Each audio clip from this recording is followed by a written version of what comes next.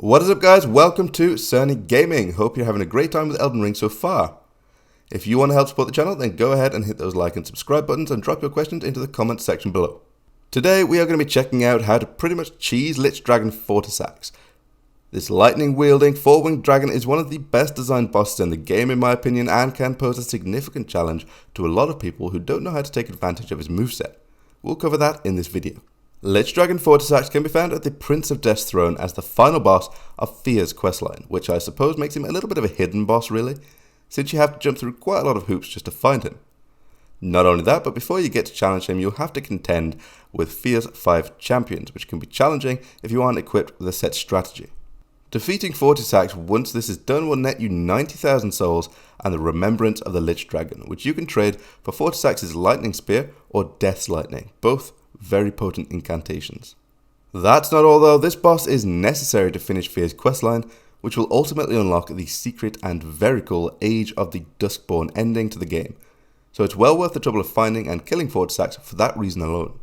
So let's take a look at the boss himself. His moveset includes a wide array of lightning based attacks which are incredibly intimidating, but don't worry, we'll be dealing with him in a way that makes this fight actually really easy. Fortissax has a few varieties of melee attacks which deal a lot of lightning damage in their own right, but also leave behind a highly damaging lightning trail that is tricky to deal with. For that reason, we're not going to be fighting him in melee range because why give ourselves the headache? Occasionally the boss will fill the arena with small lightning spots that deal a fair amount of damage, but are really easy to avoid. They'll hang around for a while, but as long as you don't stand in them, you'll be fine. Like any other dragon, the boss can of course breathe fire at you. Strafe around, dodge through it, or block it, whatever suits you best. It's not his most damaging skill and is one of the only ones you'll actually have to deal with. You should be used to this if you've dealt with some of the other many dragons in the game so far.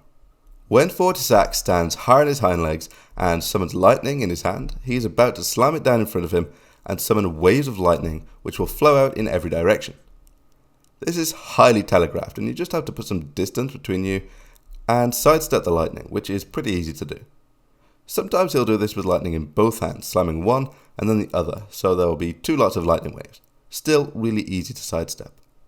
Occasionally the boss will fly into the air and again summon lightning in his hand. This time, he will swoop down to the ground and perform a massive sweeping attack with it, circling twice. This attack usually misses without any major input from the player, but play it safe and just put some distance in, dodge rolling as you go to make sure you don't get caught.